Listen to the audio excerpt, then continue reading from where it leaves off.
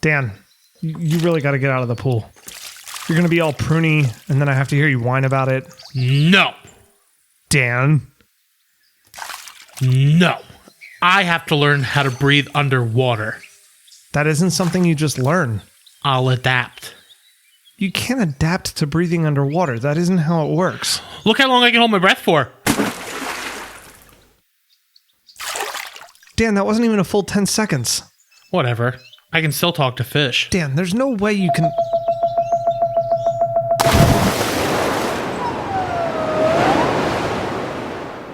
Holy free Willy, you just summoned a whale. Hey, you know what they say. Actually, I don't. When you're hanging out with Dan, you're in for a whale of a time. No one says that. Don't be such a damper. I hate you.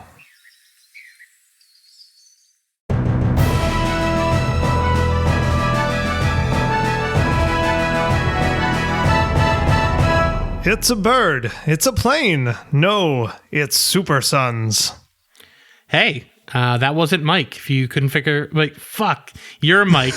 That wasn't Jake. Jake is being replaced this week by you because Jake's out for an emergency. And I am not cutting that. No, I'm not cutting that you messed that up. That's fine. It's fine. That's just, yeah. It's been a very long day. Yes, it has. For everybody. I'm sure for everybody listening. This will be your hour of escapism for the week. Yeah. We're recording on I would say the big day for us, at least. Like the day where it all kind of feels real for the... Yeah. But let's not get into that. Let's stick into the DC universe where nothing bad ever happens to anyone. Especially if you're a Robin. Martha. Why did you say that name? So we were going to do another character, but Jake had to step out for this episode. So I actually put it to a Twitter poll for a few different options, and Aquaman beat out Poison Ivy by 1 vote. So we're covering Aquaman this week. We may do that in the future just because it's fun to have you, the listeners, decide. And Aquaman won, so I'm happy.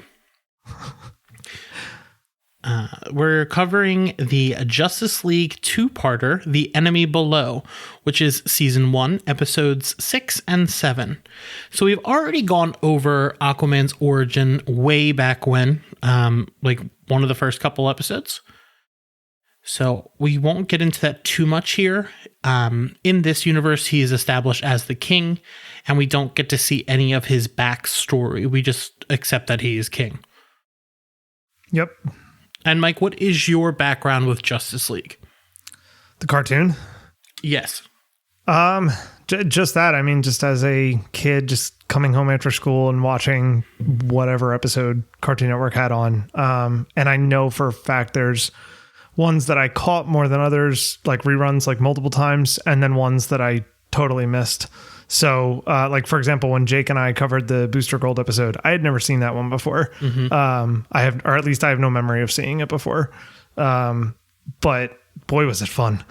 Yeah, that is Booster Gold is a great character. It is so surprising to me. Like, it was, again, watching these 2 episodes, just so surprising to me how well it holds up. And not to say that, they're just like a lot of these older superhero cartoons, there's times where the voice acting's a little cheesy, or the one big thing I noticed with watching older animated shows is, and maybe it's from doing audio on this show, it's like the sound is dead all the time. Like there's nothing going on in the background. Like I feel like in cartoons nowadays, everything's so noisy all the time.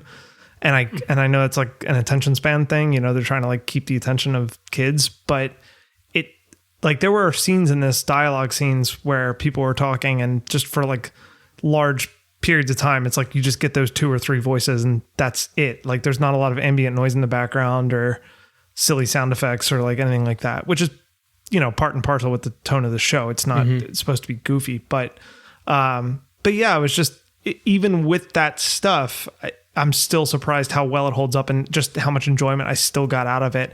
And again, this week of all weeks, like watching it, I was like, wow, I needed that 40 minutes, you know what I mean? Or 45 minutes to just get away and just like feel like a kid again and just, you know, reclaim some of that childhood innocence. So that was fun. I think, especially with these 2 episodes, this show holds up really well because tonally it was extremely different from other cartoons that weren't Batman the Animated Series. Right. So this is sort of a continuation of Batman the Animated Series and Superman the Animated Series, but with Justice League Unlimited, it got less, I wouldn't say it got less serious because they pretty much do a much better version of the Watchmen in season 2 of Unlimited. I need to watch that. Justice League Unlimited is incredible. Like from start to finish, it is. Oh man, it has one of my favorite cartoon episodes ever, which is Epilogue, where they show the future and Batman Beyond and reveal some really, really big secrets. Oh wow. But it's funny because with Booster Gold, there's a lot of like funny parts and things like that. But this episode doesn't. It has funny parts unintentionally, but there's not a lot of comedy, and it's some pretty like. You're referring to the Aquaman episodes now, not the epilogue that you referenced. Okay. Correct. So it pushes a really PG-13, like some of the topics and stuff like that are like, whoa. Yeah. And it's not so like highbrow that it's not understandable for kids. Like it's broken down enough. It strikes a really great balance there. Like that was what I kept noticing watching it. I was like, wow, like my daughter Lily, 11 years old, could watch this and get full enjoyment out of it, and not miss anything plot wise. Like it's all simple enough plot wise to understand. But then at the same time, like as an adult, there's things that I'm going to feel that she's not going to feel, at least maybe not for years more of her life. Like obviously we'll get in, you know, Aquaman's child and everything, you know what I mean? Like that's a big deal. Like, and you feel that more as an adult because you're aware of that stuff when you're an adult. So it hits you harder. So let's get into it. Once again, the episode is Justice League Season 1, Episodes 6 and 7, The Enemy Below. Directed by Dan Reba and written by Kevin Hops. And I want to give a shout out to the composer on this episode of the music. I'm going to butcher his name, but I think it's Michael McCushion. If I butchered your name, Michael, if you ever listen to this, I'm sorry. But please come on the show and you can correct us. Yeah, and gladly come on the show. That'd be great. We appreciate you. Yeah, just before we jump in to the plot, I couldn't get over the fact that, and I'm well aware, like working within the limitations of the time, you can kind of hear that some of the orchestration on this episode is like, what do they call them? Sound banks, or it's something along that lines. Like, it's not a real orchestra. It's too expensive to do that for. No, not canned, but there's a phrase for it, and I'm getting it wrong, but it's when you use like MIDI orchestra basically, but you're using, I'm blanking on the term, it doesn't matter. But even that aside, there were moments in this episode that I'll come back to later that like would give me chills, like with the music and how fun it was. And I just loved the orchestration, and it was just, I could rave about the music in DC Comics cartoons in general for a long time.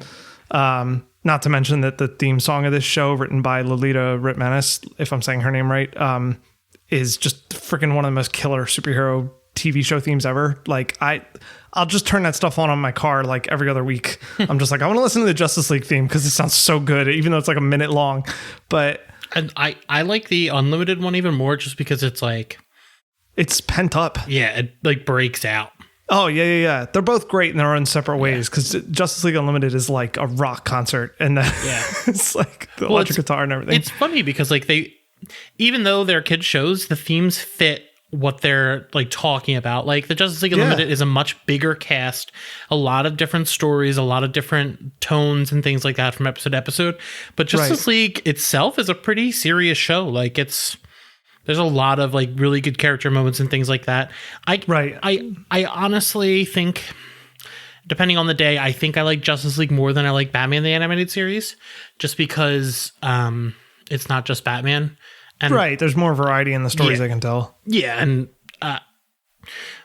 the only thing that I will always give Batman the Animated Series over this is like the villain episodes are still Yes. Like you can't even, there's no candle you can hold that will burn as bright as the Mr. Freeze episode. Oh no, that I still can't believe to this day at 29 years old going on 30 in May that an episode of a children's cartoon from the early 90s, and I say children's cartoon knowing full, it's not it's way more. Batman the Animated Series is so much more than a children's cartoon. I don't want to cut it short there, but still amazed that at this age I can watch that episode and it legitimately brings me to tears. Yeah. Like no joke. I feel every bit of why he does what he does, and it makes his story so much more tragic. I love that episode. Yeah. The Bruce Timm and Paul Dini, like just working together in general has always been, like unstoppable. Like, oh yeah. I don't think Denny worked on any of the Justice League or anything like that, but it's still got like his tone. Oh, his influence was apparent. Yeah. So let's get to the actual story. So Part 1. A United States submarine strays too close to a mysterious Atlantean armada that swiftly sinks the submarine to the seafloor. The Justice League stages a rescue where they encounter Aquaman for the first time. So in this show, Aquaman wasn't one of the main members of the Justice League. He appears in this episode, and then he doesn't appear till close to the end of season 2. So he was never That's wild. Yeah, he was a bigger character in Unlimited when they like fight the Super Friends, which is a great episode. Was it the same voice actor in Unlimited? Do you know? Mm-hmm. I think so. Because I liked him a lot in this episode. Like, I hadn't heard that voice in a long time, and I was like, wow, this guy's voice is awesome for this character. So, Aquaman allows them to rescue the crew of the ship, but he's like, well, I'm keeping the submarine. Green Lantern argues that, and he's like, whoa, there's like a nuclear weapon on there. I'm the captain now. Yeah. Aquaman looks him dead in the eyes and goes, no. But Superman is like, no, John, let's save the people, and maybe he won't attack us. Right. Superman starts priorities. Superman tells Aquaman that he should come to the surface to air laugh track. I'm actually going to insert a laugh track. Good. To air his grievances, which Aquaman takes into consideration. So Aquaman's just generally pissed off at the surface for polluting the ocean and just generally being bad. Can't really blame him. Aquaman returns to Atlantis to discuss the whole situation with the head of the military, General Brack, and his half-brother, Orm, who we all know by now would never do anything to hurt his brother. Never. Why would he do that? I have no idea. It's not like there's a major motion picture about it or anything. Yeah. Both of his advisors say it's probably just easier to wipe out the surface dwellers with their superior firepower and tech. Aquaman's like, it's a little bit hasty. And he goes to consult his wife, Mira, and he looks upon their son. Once he's looking at his son, he starts to think about how he actually just wants peace with the surface. So they stop polluting his home. He wants to live in harmony and not really fight. It's not who he is. So Aquaman goes to the UN. He literally walks out of the ocean onto the beach like it's no big deal. All these people like around a bunch of surfers and like he legit just walks out of the ocean and just keeps going, and everyone's like, okay. That was a guy. Yeah. So he goes to the UN to peacefully discuss the issue. Just kidding though, because his anger gets the best of him and he just starts arguing with them. They're like, all right, dude, you're being kind of unreasonable. You also just stormed in here.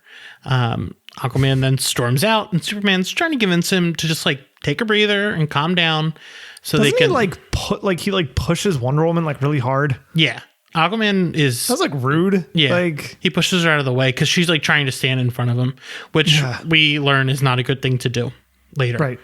So Superman's basically like, all right, Aquaman, like relax, we can figure this out. I'll help you.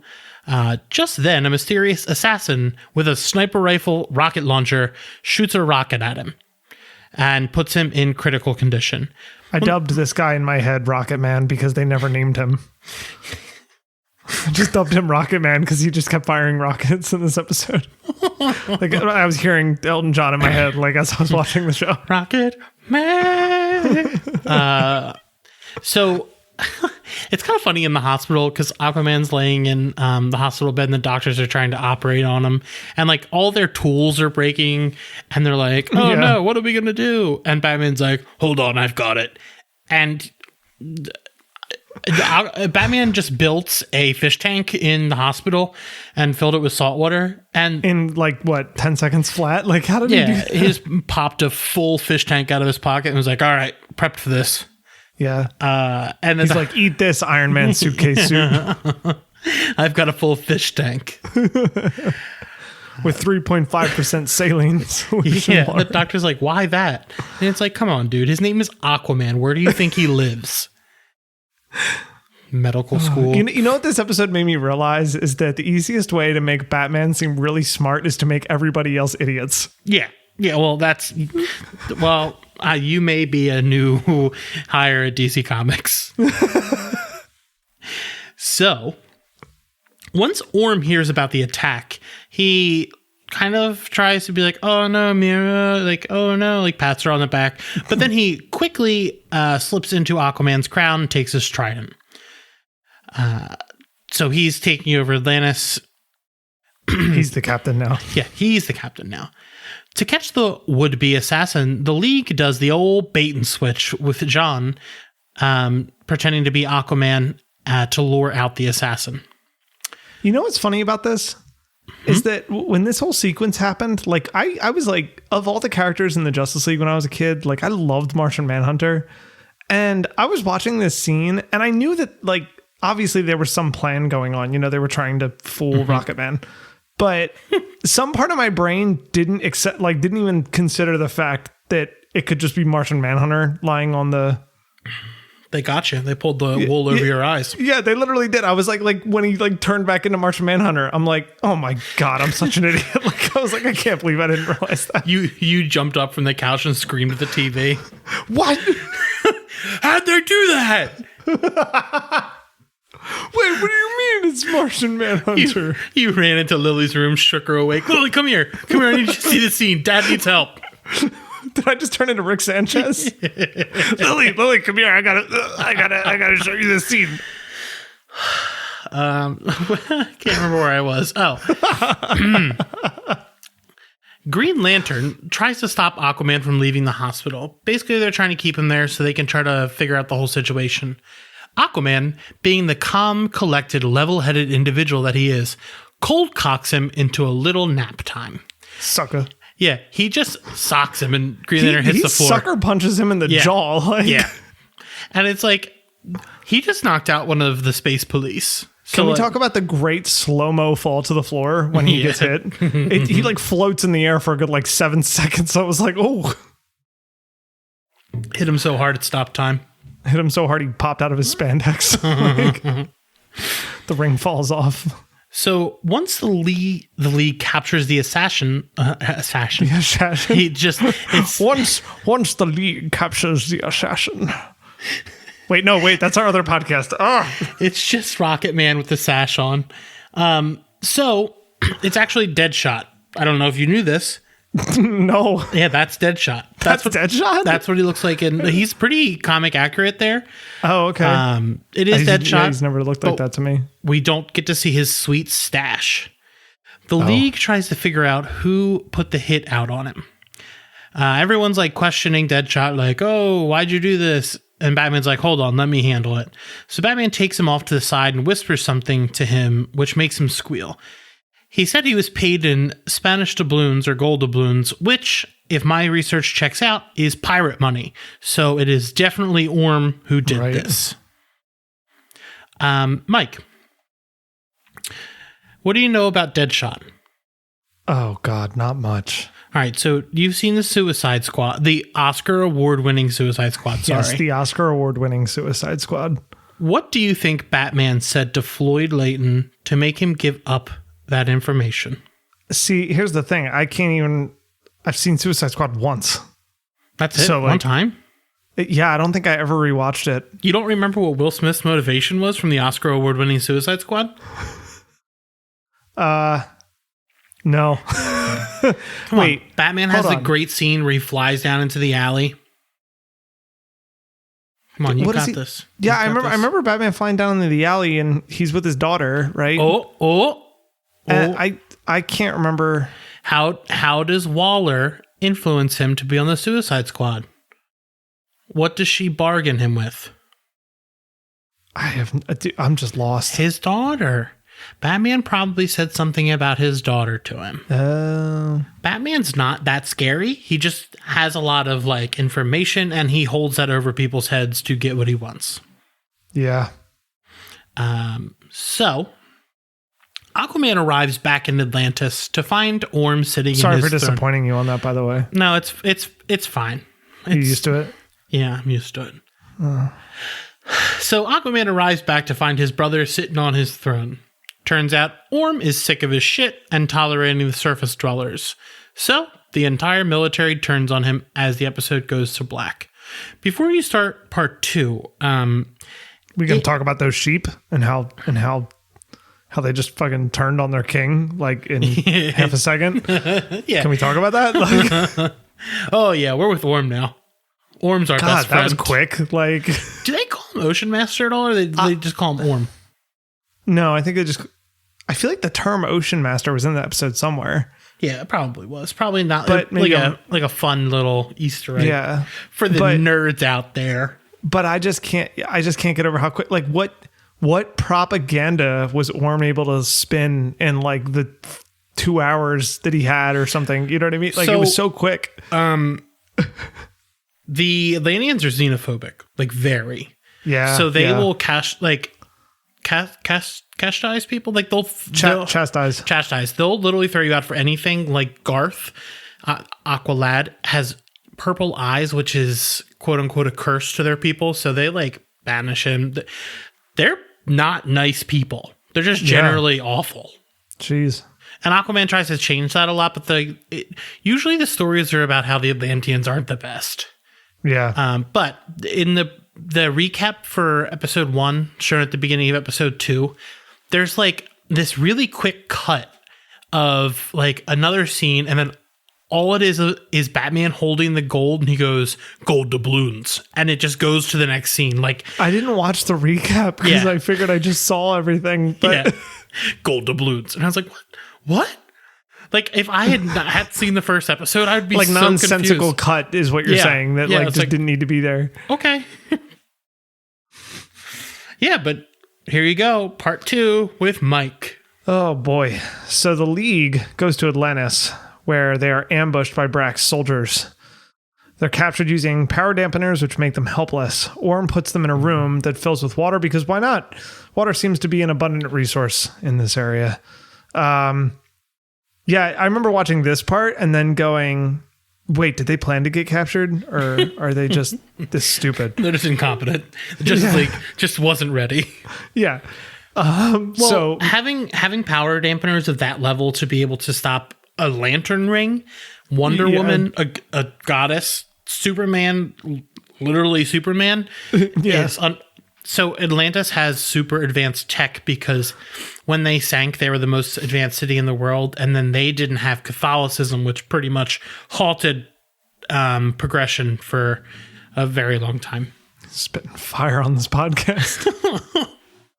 Granted, it's like Whoops. 2,000-year-old overdue fire, but Yeah.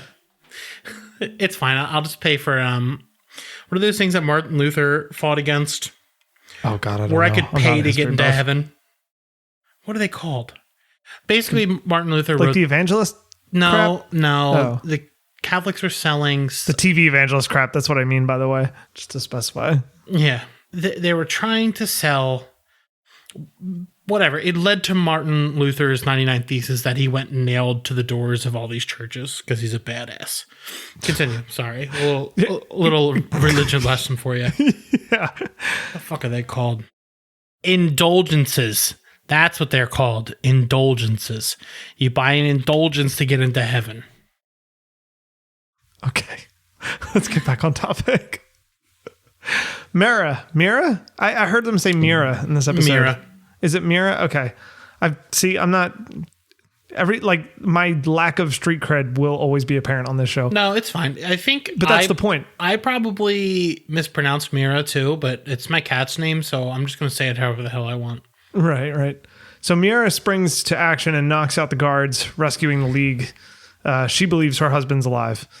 Orm has Aquaman chained to a rock elsewhere in the sea above a lava fissure. Orm shows up and reveals his plan. He's got me monologuing to ensure that there is no other claim to the throne but him. He shows Aquaman that he has his son. They legit call him Aquababy back in the day. It's Arthur Jr. Yeah, this was like this scene pissed me off. Because I just hate anything where people leverage children. Like it's that's like such a messed up. Ugh. So Orm uses a knife to fasten the child to the rock. That's Aquaman's child, not Baby Yoda. And he sends them sliding down toward the lava, like while they're still attached to this giant rock. And Aquaman's only able to break one hand free, but can't reach his son. So he uses his fucking emblem belt to cut off his own goddamn hand to save his son. Yeah, this scene. Let's talk. Well, let me just tell you the side note first, and then we can talk about this moment. So in the comics, there's a very similar story back in. It's the death of Aquabit, Arthur Jr. It's sitting on my shelf. I can't grab it right now, but it's okay. I want to say late 70s, early 80s, or maybe early 70s. But Black Manta legit suffocates Aquababy and kills him. Oh my God. Yeah, after that point, other villains literally don't want to work with him because they're like, yeah, you killed a kid. You're a piece of shit. Yeah, it's like the stories you hear about, like when somebody goes to prison and they still get messed up because. Yeah. He cuts his own hand off, which is like real hardcore, but it makes sense because like that's his baby. Oh yeah. That's the kind of stuff I was talking about earlier that when I saw it, I was like, I don't know exactly what he was feeling. I've never been falling into a lava fissure in the middle of the ocean and had to save my child by cutting off my own arm. Yeah. But yeah, there you go. But no, I mean, I it's like I watched something like that. I'm like, God, yeah, I'd do the same exact thing. You know what I mean? Like, what else would there be to do? But nobody wants to have to make that kind of choice. That's a horrible thing. It's my God. What is it? The 127 hours the guy cuts his own hand off because he's stuck in the Franco. rock. Yeah, it's really sad that happened to James Franco. I wish it was Dave the lesser. No, you know what? I like Dave more. I was going to say I like Dave more too. I'm glad it happened. I'm glad that James Franco went through that. He's one of the bright spots of the extra season of Scrubs. What extra season of Scrubs? Oh, wait. Yeah. What am I talking about? Yeah. Let's get back to Justice League. So Aquaman returns to the throne room where everyone sees what's happened. It's one of those Aquaman doesn't play around moments. They give him a prosthetic hook hand. So in the 90s, Peter David gave Aquaman a hook hand. Growing up, I really hated the hook hand Aquaman look. I think they used to call him the Barbarian Aquaman. But growing up now, I just got that image in my head of the comic art that you showed me once. Yeah. Yep. So I actually love it. Like, I think it's such a cool look because he's like a lot more sad. Like he looks like, it's kind of like Conan the Barbarian. He's like a badass. Yeah. And especially now, like with that, I have Jason Momoa in my mind with Aquaman. Like, how cool would he look with a hook hand? Oh yeah. I could see that. Yeah. It also, or if he got like real skinny and like had partially bald head and a slide guitar, that'd be cool, right? No, that wouldn't give me nightmares at all. It also, he can use it as a grappling hook and a spear gun, so he can launch it off. And recently we were at the mall. So Lego is doing this thing where they have these like mystery pack minifigures. And that's fun. You know, I love the thrill of those things. So recently Scarlett and I were at Michael's getting her some, it's sitting in the corner over here. Basically it's like wait, when were you guys here?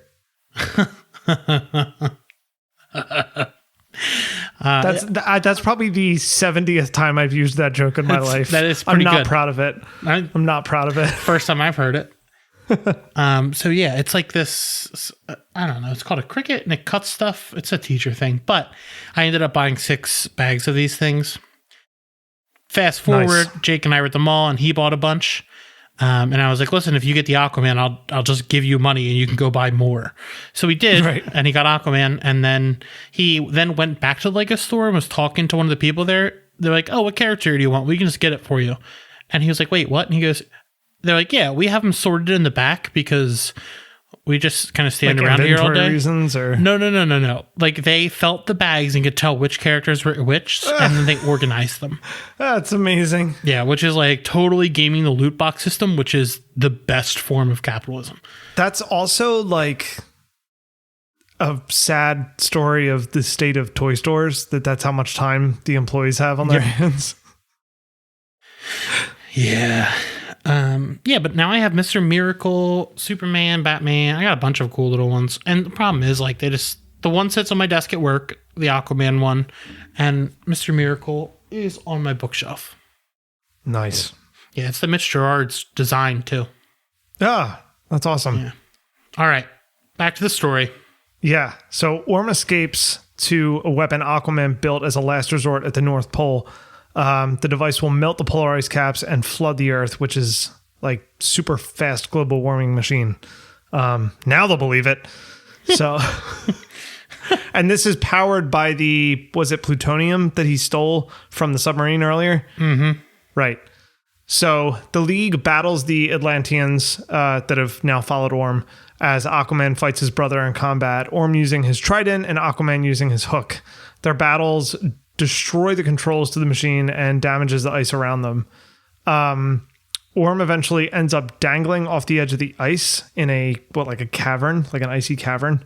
Yeah, it's like it's just a bottomless pit. Yeah. Like within one of the icebergs, the sure. glaciers, I should say. It's just hollow. Hollow Earth. Right. So Orm's holding on for his life and begging Aquaman to help him up, his brother. Aquaman picks up his trident and says, I believe this is mine. And yeah. Yeah, he just kind of lets him fall to his death. Yeah. Brutal. With the scene, Aquaman has like this, he's got a deep-seated anger to him. And sometimes, he really does. And sometimes he gets the best of him. But like he'll do anything to protect the people he cares about. He also, one thing about Aquaman is that he's got a very deep anger, and sometimes it comes out and he has to learn to manage it. Number two is that he's actually best friends with John Jones. I don't know if it's still a thing, but they like bonded over the loss of their children, and like they understand each other's pain. So they, yeah, they're like really close. So is that not the John Jones part, but his personality of having that deep-seated anger, is that also true within the comics history? Yes. So it depends on who's writing him, but Peter David shows it pretty well in his runs. I want to say the Sub Diego era, where half of San Diego like sunk in the ocean and he has to like rule it. He had a lot of those. Like I remember, it's been a while since I read this run, but either he imagines himself fighting Superman or he does fight Superman, and like there's a picture of him like holding down Superman's face, but like, oh no, it's imaginary because John's showing it to him or something along those lines. Okay. If you're listening to this and want to correct me, please do. I'm very curious because an Aquaman 2 movie is coming, right? Yeah. Well, in the movie, you can get see into it that, too.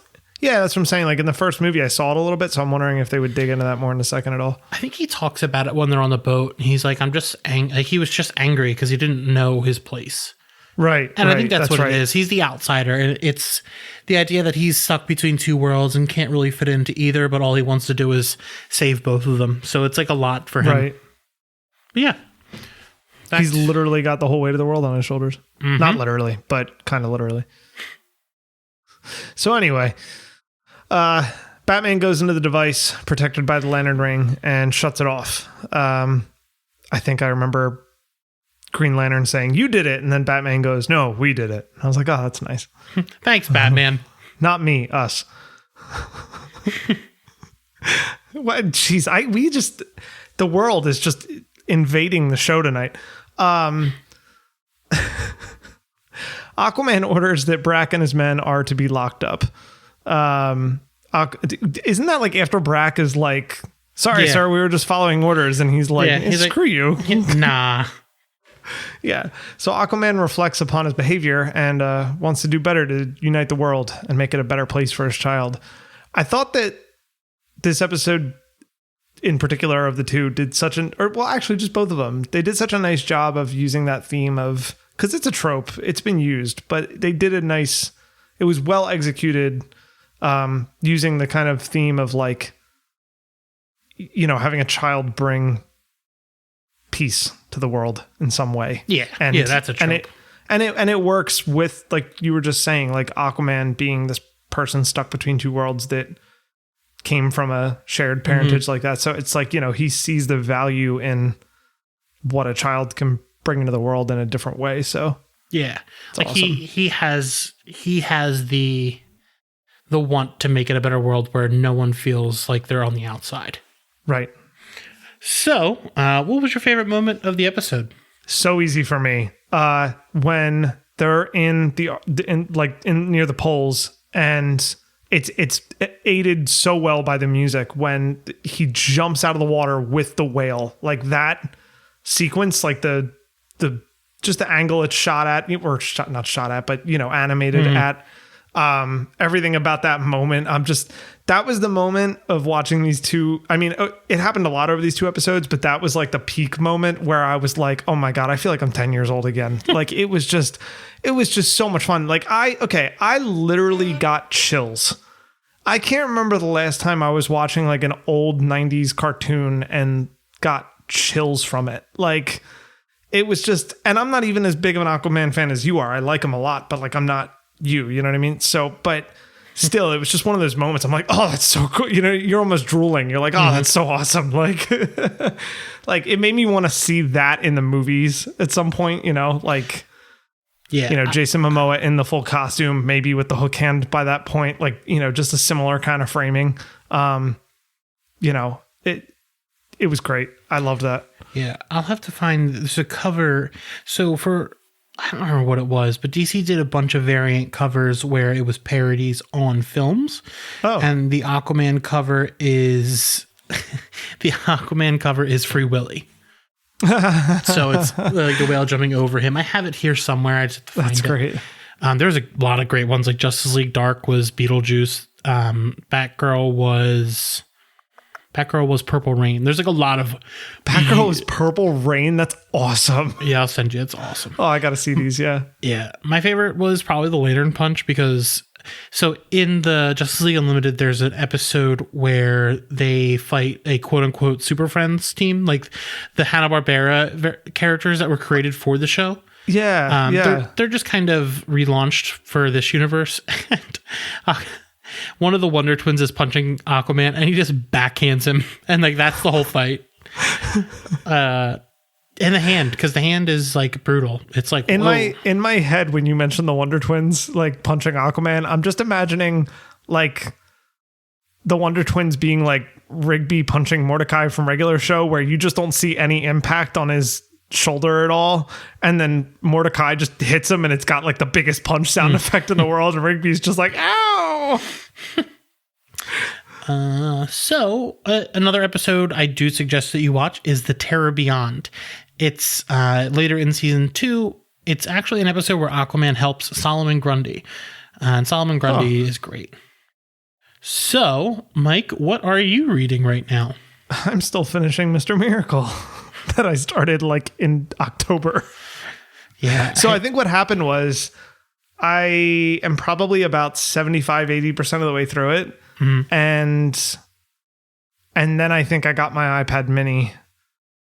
And there was a period of time where it was just so cold in the winter that I just didn't feel like carrying anything extra with me off the train to work. So I was like, I don't feel like having to like have something else in my hands. So I got lazy about bringing it with me. Because that's the train is mainly when I read comics if I do. Yeah, my book bag is full of them right now. Yeah, so if at some point I need to finish that up. And I am reading for the 4th time over The Plot. Only volume 1. So The Plot is a horror comic from... Oh, you mentioned this on Twitter. Yeah, it's from Vault, which is a comic book publisher. they're an indie publisher. Okay. And they started like a new Nightfall line, which is like horror stuff. It's written by Tim Daniel, Michael Morikai, and it is drawn by Joshua Hickson, but it's got like, it's beautiful. But I'm reading it for the third time because I'm writing, so first I write for CBR now. I am a real comic journalist. I get paid to write about comics now, which is really cool.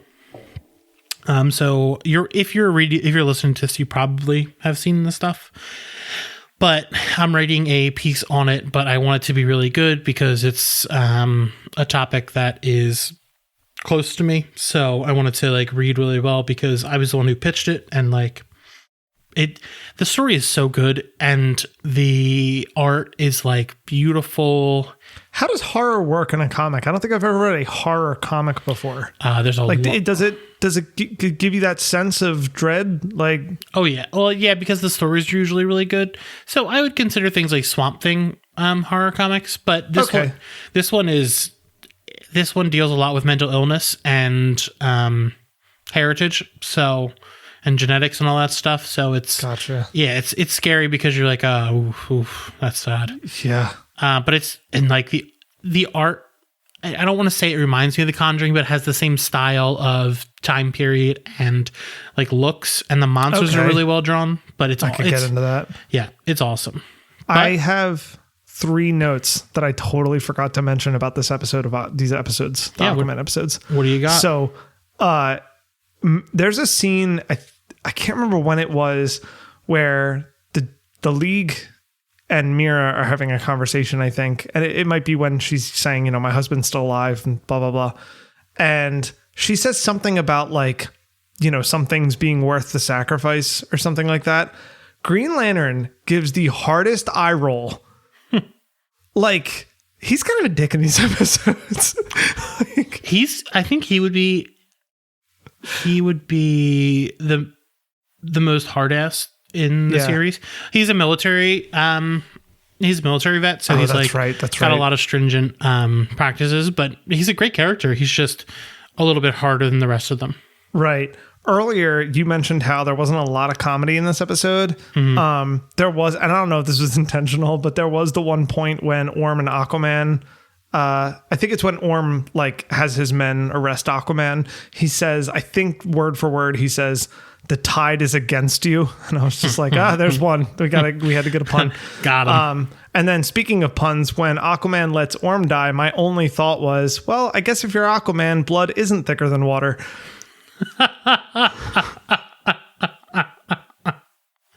Ooh, that might be a good episode title. Right? Ooh, you're right. Right now it is Atlantean Indulgences. That's not bad either, though. We'll decide. Yeah. Yeah, we'll figure it out. So you can find us on Twitter at DC Supersons. You can find me on Twitter at Dan the McMahon. Mike, where can they find you? On Twitter at... No, I'm not going to actually say that on here. Did you just remember now? Oh. Now, you can find me on Twitter at GuitarMike526, and that might change at some point, and I'll let people know if it does, but I don't think it's representative of why I'm on Twitter anymore. Juicy Caboose 69. There you go. Actually, see if that one's free.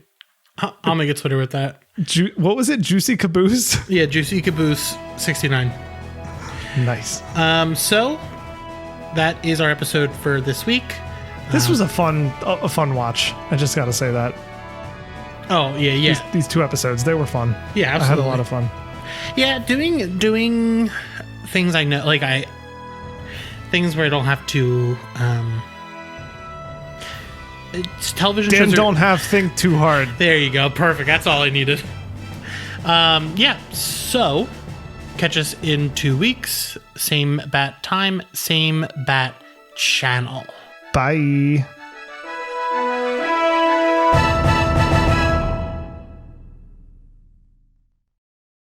All right. Perfect. That's flawless. That was so good on the first try. I was trying to channel Aubrey Plaza on the last two there.